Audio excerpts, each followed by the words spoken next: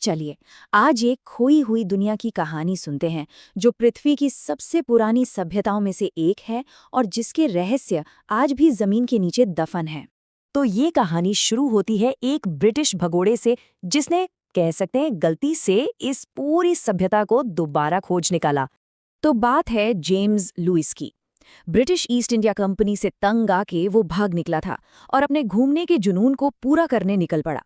अब पंजाब के इलाके में उसे एक प्राचीन शहर के खंडहर दिखे।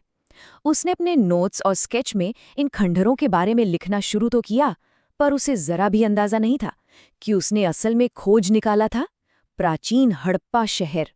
सोचिए, लुइस की इस खोज के करीब करीब 100 साल बाद 1920 के दशक में जब यहाँ कायदे से खुदाई शुरू हुई, तब जाकर दुनिया को एहसास हुआ कि ये कितनी बड़ी, कितनी विशाल खोज थी।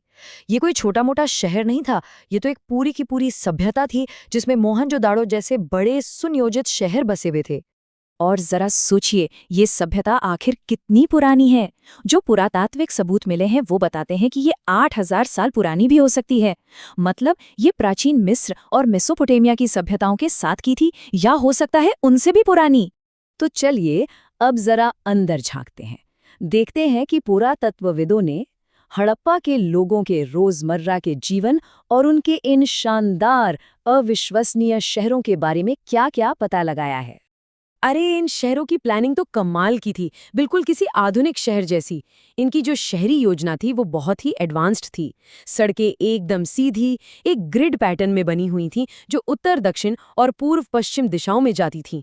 अब सोचिए, इससे आना जाना कितना आसान और ऑर्गेनाइज्ड हो गया होगा। मोहनजोदाड़ो की सबसे मशहूर इमारतों में से एक है ये महान स्नानागार। ये एक बहुत बड़ा पब्लिक पूल था और माना जाता है कि इसे शायद धार्मिक रीति रिवाजों के लिए इस्तेमाल किया जाता था। और इसका कंस्ट्रक्शन देखिए, कितना सोफिस्टिकेटेड था। पक्की ईंटें, जिप्सम का गारा जो एक तरह से उस जमाने का सीमेंट था, और तो और इसे पूरी तरह से वाटरप्रूफ बनाने के लिए नेचुरल तारकोल का भी इस्तेमाल किया गया था। कमाल है ना? इनकी सुविधाएं तो बस पूछिए मत। एक ही साइज की पक्की ईंटों से बने कई कई मंजिला घर, और हर घर में अपना टॉयलेट और नहाने की जगह। सड़कों पर ढकी हुई नालियां थीं, जगह जगह पर पब्लिक कुएं और कचरा फेंकने के लिए डस्टबिन तक थे। सच कहूं तो ये कहना बिल्कुल गलत नहीं होगा कि उनके शहर आज के कई भारतीय शहरों से कहीं ज्यादा बेहतर प्लान किए गए थे। और अब एक सबसे हैरान करने वाली बात।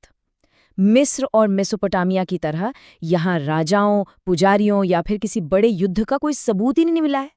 न कोई आलीशान महल, न कोई शाही कब्र, और न ही कोई बड़े बड़े मंदिर। इससे अंदाजा लगाया जाता है कि शायद ये एक बहुत ही शांतिपूर्ण समाज था। हो सकता है इसकी जो व्यवस्था थी वो लोकतांत्रिक या सबको बराबर मानने वाली रही हो।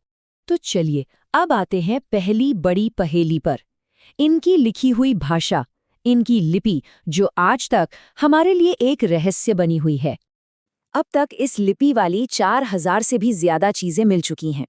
छोटी छोटी मोहरों पर, तांबे की प्लेटों पर, मिट्टी के बर्तनों पर। लेकिन सबसे बड़ी दिक्कत ये है कि इन्हें कोई पढ़ ही नहीं सकता। हम आज भी नहीं जानते कि इन निशानों का, इन प्रतीकों का आखिर मतलब क्या है। इसे ऐसे समझिए कि किसी को एक ऐसी भाषा में किताब दे दी जाए जो उसने कभी देखी सुनी न हो, और साथ में कोई डिक्शनरी भी न हो।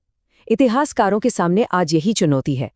देखिए, मिस्र की चित्रलिपि को इसलिए समझा जा सका क्योंकि एक रोजेटा स्टोन मिला था जिस पर एक ही बात 2 भाषाओं में लिखी थी। लेकिन सिंधु लिपि के लिए ऐसा कोई रोजेटा स्टोन आज तक नहीं मिला है। हाँ, हम इसे पढ़ तो नहीं सकते, लेकिन भाषा के जानकारों ने कुछ बड़े दिलचस्प सुराग जरूर खोज निकाले हैं। जैसे कि ये लिपि दाएं से बाएं लिखी जाती थी, मतलब हम जैसे लिखते हैं उससे ठीक उल्टा। इसमें 400 से भी ज्यादा अलग अलग निशान हैं, और ये शायद एक लोगोसिलेबिक लिपि है, जिसका मतलब हुआ कि कुछ निशान पूरे शब्द को बताते हैं और कुछ सिर्फ एक आवाज को। और सबसे मजेदार बात, ये जो जार जैसा निशान है ना, ये सबसे ज्यादा बार मिला है और अक्सर लिखावट के आखिर में आता है, शायद एक फुल स्टॉप की तरह। तो एक तरफ तो ये अनसुलझी लिपि है जो हमें उनके विचारों को जानने से रोक रही है, और इसी से जुड़ा है दूसरा बड़ा और काफी विवादास्पद सवाल कि आखिर ये लोग थे कौन और आए कहाँ से थे। कई दशकों तक एक ही थियरी मानी जाती थी, आर्य आक्रमण सिद्धांत। इस थियरी के मुताबिक मध्य एशिया से आए आर्यों ने सिंधु घाटी के लोगों पर हमला किया, उन्हें हरा दिया और इसी के साथ इस संस्कृति का अंत हो गया। लेकिन फिर साल 2019 में एक स्टडी ने सब कुछ बदल कर रख दिया। राखीगढ़ी में मिले एक 4,500 साल पुराने कंकाल का डीएनए टेस्ट हुआ और इस पुरानी थ्योरी पर एक बड़ा सवालिया निशान लग गया। इस डीएनए में मध्य एशियाई स्टेपी जीन का कोई नामो निशान ही नहीं मिला। जैसा कि इस स्टडी के मुख्य लेखक प्रोफेसर वसंत शिंदे ने कहा, ये इस बात की तरफ इशारा करता है कि यहाँ का जो भी विकास था वो यहीं के लोगों ने किया था, किसी बाहरी आक्रमण से नहीं। और अब हम आते हैं आखिरी और शायद सबसे बड़ी पहेली पर, मोहनजोदाड़ो के उन करीब 40,000 लोगों का और इस पूरी की पूरी सभ्यता का आखिर हुआ क्या? वो सब कहाँ गायब हो गए? शुरू में जब खुदाई हुई तो पुरातत्वविद सर मॉर्टिमर व्हीलर को लगा कि शहर पर कोई बहुत ही भयानक हमला हुआ था और सब कुछ तबाह हो गया। उनकी ये थ्योरी इस बात पर आधारित थी कि सड़कों पर यहाँ-वहाँ 40 से ज़्यादा कंकाल बिखरे मिले थे। उन्हें लगा कि ये सभी लोग एक ही हिंसक हमले में मारे गए थे। लेकिन इस नरसंहार वाली थ्योरी में एक बहुत बड़ी गड़बड़ थी। जैसा कि बाद में डॉक्टर जॉर्ज डेल्स ने सवाल उठाया कि अगर कोई भयानक लड़ाई हुई थी तो उसके सबूत कहाँ हैं? जले हुए किले, तीर, हथियार, कवच के टुकड़े, टूटे हुए रथ, हमला करने वालों और बचाव करने वालों के शव, ये सब कहाँ हैं? इतनी बड़ी खुदाई के बाद भी लड़ाई का एक भी सबूत नहीं मिला। आज की साइंस ने तो इस थ्योरी को पूरी तरह से गलत साबित कर दिया है। जब उन कंकालों की बारीकी से जांच की गई तो पता चला कि उन पर किसी भी तरह की हिंसक चोट के निशान थे ही नहीं। और इससे भी बड़ी बात यह है कि जब उन अवशेषों की डेटिंग की गई तो सामने आया कि वो सब एक ही समय पर नहीं मरे थे, बल्कि उनकी मौतों के बीच 1000 साल तक का फासला था। तो फिर असली वजह क्या थी? आज के जो सिद्धांत हैं वो किसी लड़ाई की तरफ नहीं, बल्कि धीरे धीरे आई एक पर्यावरणीय तबाही की ओर इशारा करते हैं। जो सुराग मिले हैं वो बताते हैं कि जिस नदी पर ये पूरी सभ्यता निर्भर थी वो शायद क्लाइमेट चेंज की वजह से सूखने लगी या उसने अपना रास्ता ही बदल लिया। करोड़ों ईंटें पकाने के लिए बड़े पैमाने पर पेड़ों की कटाई हुई, जिससे जमीन बंजर हो गई। और ये भी हो सकता है कि आखिर में मलेरिया या हैजा जैसी किसी जानलेवा बीमारी ने बची खुची आबादी का सफाया कर दिया हो। तो आखिर में ये खोई हुई सभ्यता हमें क्या सिखाती है? और वो कौन सा सबसे बड़ा सवाल है जो आज भी बाकी है? सबसे बड़ी बात जो निकल कर आती है वो ये है कि एक इतनी महान सभ्यता जो हजारों सालों तक शांति से रही, उसका अंत किसी जंग से नहीं बल्कि पर्यावरण में आए बदलावों की वजह से हुआ।